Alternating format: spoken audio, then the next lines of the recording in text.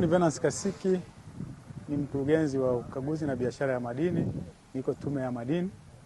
Niko hapa katika eneo la Malaika Beach Resort jijini Mwanza, tukiwa katika hatua za mwisho za maandalizi ya jukwaa la 4 la ushirikishaji wa Watanzania. Jukwaa hili litafanyika katika eneo hili la Malaika Beach Resort tarehe 16, 17 na 18 mwezi huu. Lengo hasa ni kuhakikisha kwamba Watanzania wanaelewa hatua gani tulizofikia katika ushirikishaji wa Watanzania.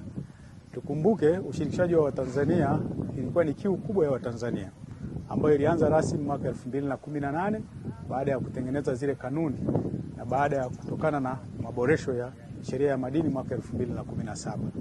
Kwa hiyo hili ni jukwaa letu la 4. Tumefanya majukwaa mengine matatu, lakini hili ni la 4 ambalo tunalifanyia katika eneo hili la Malaika Beach Resort.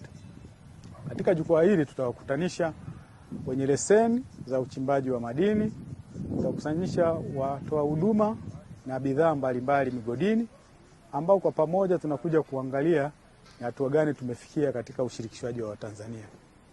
Na wakaribisha wote, ndugu zangu wote wa Tanzania, wachimbaji, wafanyabiashara, wasambaza huduma, wasambaza bidhaa migodini, waje kwa pamoja tuweze kukaa na kuona hatua ambazo tumefikia katika ushirikishwaji wa Watanzania, ambayo ilikuwa ni kiu kubwa ya Watanzania kwa muda mrefu.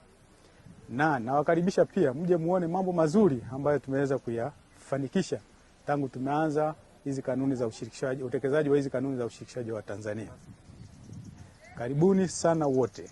Na mgeni rasmi katika jukwaa hili atakuwa Mheshimiwa Mavunde ambaye ni waziri wetu wa madini, ndugu Anthony Peter Mavunde, mbunge, ambaye atakuja kushiriki nasi katika kipindi cha tarehe 16 mpaka 18 wakati tutakapokuwa tunafanya shughuli zetu za jukwaa la ushirikishaji wa Tanzania.